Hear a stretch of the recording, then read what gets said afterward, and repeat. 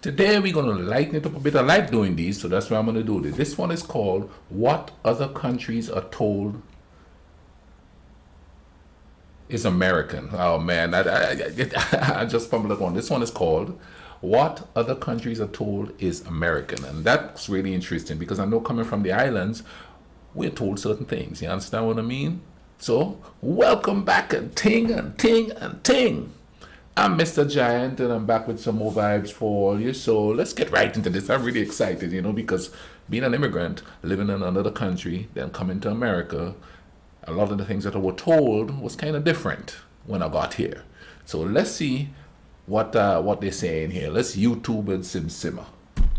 Hello friends, my name is JJ. So let me show you a photo that one of my European friends sent me the other day. It's of the American food section of his local supermarket. I forget what country, but I've been to Europe enough times to know that sections like this are common all over the continent. Even though the resolution isn't that great, if you're from America, I'm sure you can make out a few products. We got goldfish, airheads, Pop-Tarts, A1 sauce, gluten-free hazelnut coffee mate. Now the question would be whether this is actually an accurate portrayal of American food or simply... Okay, right off the rip, I'm going to tell you this. When I came to America, we didn't have a whole lot of American products there. We didn't have fast food. I didn't know what pizza was or anything like that, So our supermarkets, we really didn't have that many supermarkets. We had two supermarkets in around the city area. One in the city itself, and then one in another part of the island where I moved to, the southern tip, where all the fancy beaches and stuff are. One called, I believe it was called Food Fair. I think we had a food fair in the city part too, but it's been a while. But there wasn't a whole lot of American products. Most of our products came from like Europe and England and stuff like that, and a ton, I'd say about 80% are local. We didn't have like grocery stores and stuff like that. We had what we call shops, and you could go in there and buy a pound of sugar, a pound of salt, a pound of butter, an ounce of butter. You could just buy those small items. They weighed it right there on one of them like old time scales where you put the weights here, and and there's a plate sort shaped thing that you could put the butter on in paper, of course, and things. So it's interesting. Right now, we probably have a lot of American products there because I know we have like Kentucky Fried Chicken, and that's in the city. But I think there's probably Subway and stuff, but that's mainly centered in the area where the medical students are because most of the medical students are American. But let's keep going and see what the vibe is. I'm excited. Exoticized one. Exoticism is a term used to describe the tendency of thinking of foreign cultures only in terms of how they differ from your own. This then leads to the habit of wrongly assuming that the weirder some foreign thing is, the more culturally traditional it must surely be. So in this case, obviously Americans don't actually eat things like Oreo cereal or spreadable marshmallow fluff all that much, but they're nevertheless marketed as being super American because such products fit a certain European stereotype of Americans as a people who eat all of this decadent, high sugar nonsense. That said, Americans are of course... Oh, but they do because I work in a grocery store, and man, I see people come down the line and all they have is like junk food or processed food such as microwave food and stuff like that. Now, if you're from Europe or England or wherever, comment down below. Do you guys eat a lot of processed foods like microwave foods and stuff? Because I know on the island, people don't make that much money, so everybody have in their backyard places where they plant corn and peas and all that vegetable and stuff, and then you have chickens, and some people have goats and sheep and cows, and in a field next to the house and all of that. It may have changed now, but it's not really much of a concrete jungle. So you either know somebody with land where you could go say, hey man, can I get a couple of heads of corn and tea, you know what I mean? But so it was mainly vegetable diet down there, and fish, of course, because the ocean is right there. But oh yeah, they eat up their junk, boy. I'm telling you, man. Because I work like I said, I work at the grocery store and I see them come through, and it's junk after junk, chips, cookies. They have a bakery in there, so you have fresh baked cookies. And I do this because they ain't baking nothing back there. It all comes in and they just stuck it in the oven. Nobody's back there kneading up stuff and blending up stuff and all that. Let's keep going here and check this out. Just as guilty of doing this as anyone, many supermarkets over here have the so-called world food section, featuring imported products from other countries, often presented in some equally exoticized display. Ooh, puto. Exoticizing goes hand in hand with the other phenomenon we talked about the other week, faux-authenticity. This is basically when you use a bunch of stereotypes of some foreign place to come up with a product or tradition that you then inaccurately present as being some normal part of their culture. Chinese fortune cookies, which are not actually a thing in China, but play into a certain exotic stereotype of the Chinese as mysterious fortune tellers, would be a classic example. Anyway, today I thought we would look at a few examples of faux-authentic American traditions as practiced by non-Americans around the world, and see what they can teach us about some of the interesting ways that Americans continue to be exoticized. Yeah, let's see I this. lived in Japan briefly, and while I was there, I was able to see perhaps one of the world's most infamous faux-authentic American traditions up close: fried chicken on Christmas. So Christmas is a pretty weird holiday for the Japanese to be celebrating in the first place, given it is not remotely a Christian country. But they do, and in a mostly superficial way that focuses on things like decorations and foods above even things like family or presents. And a lot of this superficiality, in turn, is heavily filtered through assumptions of what Americans do. And apparently the Japanese have been convinced that eating fried chicken, especially KFC fried chicken, is the traditional American thing. When you're in Japan around Christmas time, you will see big ads for special fried chicken Christmas combo deals all over the place. And a lot of Japanese kids will look forward to having a big KFC feast on Wow. December 25th. This faux-authentic tradition was supposedly the idea of just one man, Takashi Okawara, who ran the first Japanese KFC franchise and claims to have made up the Christmas thing as a marketing gimmick in the 1970s. And after a few years, KFC for Christmas starts to get popular in Japan. And NHK, which is a national broadcaster, comes in to interview Mr. Okawara, and they want to know if KFC is an American Christmas tradition. You are selling Kentucky Fried Chicken so well in Christmas, and is there common custom in overseas? And I would, I know that there people are not eating chicken, they're eating turkey. But I said, yes, it was lie. No! I still regret that. I found a lot of Japanese people were quite shocked when I told them that no one in America actually eats fried chicken on Christmas, and that if anything, eating fast food on Christmas would be considered a fairly trashy thing in American culture. But then again, I'm sure that a lot of Americans would also be shocked to learn that Japanese people do not eat sushi with rice on the outside. Speaking of fast food, another wild, faux-authentic American Comment down below. Tell me what you consider an American tradition as far as food is concerned here that many people think of where you are as solely an American tradition. Comment, drop it in the comment section. I'm interested to see what you all going to say about this one. You know what I mean? And thing I have experienced firsthand on my travels is the Dutch practice of eating what they call American-style sauce on their French fries. You can buy it at places like McDonald's or in big bottles at the store. It's not that bad. I would describe it as basically what you would get if you put mayonnaise and relish together in the blender. And even weirder Dutch food, however, I ain't never is seen what that they in call America. filet American, or American préparé in Belgium, which is a kind of pâté made of raw ground beef and often eaten on toast or crackers. There are a lot of theories about how this weird and possibly dangerous dish became associated with Americans, but when I was there, people told me it was because during the war, there had become this stereotype that American soldiers all ate their steaks super rare, and then the Dutch beef industry just kind of ran with that. That is almost certainly an apocryphal story, but hey, apocryphal stories are one of the key foundations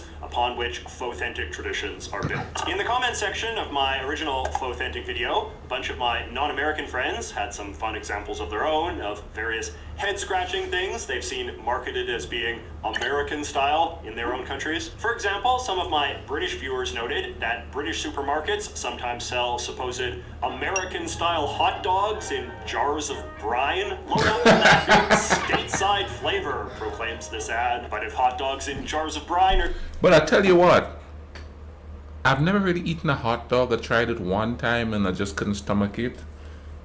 And I really didn't see a hot dog until I came to America. But that was a while back, man. That was like 1986. So there's probably hot dogs down there. I highly doubt too many people eat it. But yeah, uh, if you talk to people around here, they'll tell you that, hey, uh, hot dogs is an American thing, take me out to the ball. But that you go to watch baseball games and everybody's eating a hot dog and thing like that, you know what I mean? And I tell you something else too. Going to the movie theater here, you have your big tub of popcorn. Do they have that where you all are from? The big tub of popcorn when you go to the movie theater. Where I'm from is you get grounded nuts, is what we call the nuts in a shell. That is baked and it always all nice and salty and thing. I don't know how they did it, but that's what we ate. You know what I mean? We didn't eat popcorn. As a matter of fact, I'm not a popcorn fan at all. Let's keep going. They're too weird for you. They do also sell them in cans of brine as well. Hot dogs are, of course, one of the great exoticized symbols of American cuisine in much of the world, and as a result, slapping hot dogs on something is always a surefire way to market it as being American style. For example, in a lot of places, pizzas with hot dogs on them are presented as being American style pizzas, either sliced up hot dogs, as in this German pizza, or entire wieners, as in this one from South Korea. I ain't never seen that Italy, here. Meanwhile, a American pizza is apparently one with bits of hot dog and French fries. In Brazil, they sell allegedly California style pizza with pineapple, figs, plums, and those bright red cherries they sell in cans. Though nothing can top this story from my friend Daniel. My friend was doing graduate work in Poland and went out to eat and saw American pizza on the menu. When she ordered it, it came out as a plain cheese pizza, and the guy brought a can of cream corn and poured it directly onto the pizza right there at the table. Many Americans who had lived or traveled abroad were equally keen to regale me with horror stories about what other countries seem to think a traditional American-style breakfast entails. Among other things, they described being served breakfasts that included stuff like baked beans, garlic bread, potato salad, and of course, hot dogs. One guy even complained about being served green orange juice in China. Talking of Asia, many of my Asian friends told me about a dish that is apparently common in many Asian countries. You know what's funny about this? You know what's funny about this though? It's a marketing ploy. You know what I mean? It's all based on people trying to market certain things. So then they attribute it to a tradition from somewhere else. You know what I mean? To get people to eat it. It's exotic, you know what I mean? But some of that stuff would sound exotic with the combinations that's in it. That's really interesting. You know, how people see others, what they eat and things like that. That's really interesting. I'm trying to think of anything weird that people think we eat here. But I tell you what, I cook chicken, right? And it's called stewed chicken. It's we put all kind of spices in it and thing like that, and people seem to love it here when I cook it. But I noticed a lot of people when we had potlucks where I used to work before, the grocery store, they would sniff it and I was like, it's chicken. It's just got various spices in it. They think it's some kind of a weird animal or cook or something like that. They're like, what to say? And they try to eat it like if they're gonna just keel over if they actually swallow it and thing. It's just really funny. Known as American fried rice. This evidently consists of rice cooked with ketchup, corn, and raisins, accompanied by a side of... Here's a secret. Most Americans don't really eat rice. Rarely do I ever see them buy rice. Rarely. Various stereotypical Well, where I am. delicacies like hot dogs, slices of bologna, fried eggs, and chicken nuggets, plus more ketchup. But my favorite story of a faux-authentic American dish comes from my friend Camilo in Colombia. In Colombia, we have American-style hot dogs, which are enormous hot dogs with a chorizo wiener topped with melted cheese, crumbled potato chips, various sauces, and quail eggs. I was able to verify this with a photo. Camilo continues, we named it that because of a common belief in Latin America that people in the USA eat big-sized foods with a lot of toppings and all of that. You can't believe how disappointed I was. They do. I mean, listen, I'm 7'1", but I do not eat that much in one sitting. You see people piling up their plates and stuff, and they go to the buffets here, and it's like just tons and I say tons, but I'm exaggerating. But man, their portions are huge, and I never could finish any food. when I go to restaurants here, they're so huge. I can never finish it because, back home you have proportionate portions to eat, you know what I mean? Was when I tried an actual hot dog in the USA. All right, now let us do a lightning round of a few other much beloved, allegedly American foods from around the world. Amerikaners, which are German cookies with black and white icing. The similar but distinct American cakes that the Poles make, which are these little doughy lumps with frosted undersides. An American sandwich, or a pan American, which is some sort of beef and french fry sandwich that they sell in France. American salad, which is a kind of mayonnaise and carrot salad sold in Spain. And American dressing, a creamy sauce that the Swedes eat that's made of pickles, mayonnaise, and hot sauce and sold in tubes. Now available in You wouldn't eat that flavor. here. But faux-authentic Americana is not just limited to food, of course. A number of my foreign friends were eager to inform me that these things, which I guess we would call red solo cups, are a subject of considerable fascination in other parts of the world, where they are often sold as glamorous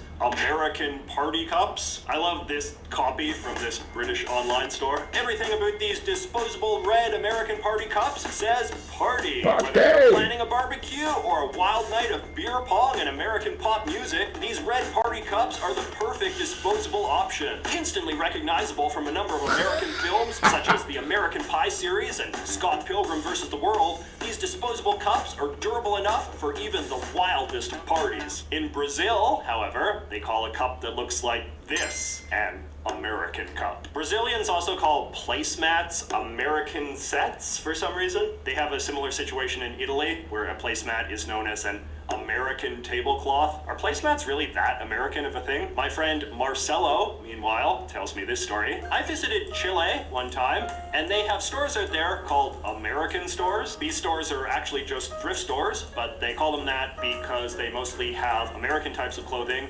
such as American football jerseys, American brands, American college shirts, etc. It was pretty funny, to be honest. This reminds me of another wild story I can tell you from my time in Japan. There was this neighborhood in Tokyo called Harajuku that was known for having a lot of cool hipster fashion stores, and they would have these American fashion stores where they would sell like Tommy Hilfiger and Supreme and all of that, but in order to have the full American experience, they would employ these big black guys wearing, do-rags and chains and basketball jerseys to stand out in front of the stores and beckon the Japanese people to come in. But these guys were not actually African American, but rather literal African immigrants from places like Senegal or Ghana, who I assume were much cheaper to hire. And they would be trying to lure you into these stores with their cool American hip-hop slang, but spoken through these thick African accents from people who, in many cases, clearly barely understood English. Now, in Russia, there is nothing the kids love more than heading down to the old theme park and riding the American slide, which is what they call roller coasters over there, which is kind of ironic since in a lot of other European countries they call roller coasters Russian mountains, and the historians seem to agree that they were actually invented in Russia as well. But still, I'm sure Americans would much rather be associated with roller coasters than brass knuckles, or as the French call them, American fists, which is called American tape in Spain. All right, now let us close with a really good summary of what is perhaps one of the best examples of a faux authentic American phenomenon that wound up going mainstream in America itself. My friend Christopher writes, I think one example of something that is a product of a foreign country's idea of American culture that America kind of reappropriated for itself is the spaghetti western film genre. As the name suggests, the genre originated in Italy as Italian filmmakers made movies based on a largely mythical understanding of the American West. American filmmakers then began to import the style in their own films about the American West, and it proved very popular among American filmgoers, even if its representation of the Wild West is only very loosely based on the truth. Wow. A very recent film that utilizes a lot of these spaghetti western tropes is the Quentin Tarantino film Django Unchained. The term spaghetti western is itself also quite interesting, because as we discussed in the previous video, spaghetti has become one of the most Americanized Italian foods in the US. So there is something wonderfully poetic and circular about using the name of an Americanized Italian food to describe Italianized American history. So I hope you enjoyed these two deep dives into the exciting world of authentic culture. If you have any ideas of how I could stretch out this premise any further, please let me know in the comments. Don't forget to check out the first video if you haven't already, and I will see you next week. No, that was interesting. It's amazing how we how we do that, huh? Like certain things we consider that's American, you know. Now, right before I left the island, pizza started to come in. Yeah, no, but I still didn't know what it was, you know. And I remember one of the guys in the village was like, "Yeah, man, I ate this food, man. It's pizza. It's from America, you know, and stuff like that." But I didn't see it until I came here. And I was in the small town that I went to college when I first came here. When I went to university. And they pointed out all of these fast food restaurants. And I didn't know what they were, you know. So they said, "Hey, are you hungry?" And I was like, "Yeah." And they said, "Well, you know, pick where you want to eat." And I saw McDonald's, I saw Wendy's, I saw Hardee's, and you know. It's like, I don't know what that stuff is because I never was a hamburger eater or nothing like that, you know. So I was like, then I saw Kentucky Fried Chicken, which I didn't know what Kentucky Fried Chicken was, but I knew what fried chicken was because, you know, we ate fried chicken a lot back where I'm from there, you know. Now, granted, it didn't taste anything like mom's, that's for sure, you know what I mean? But your comment down below, whatever country you're in, tell me something that you all think it's American.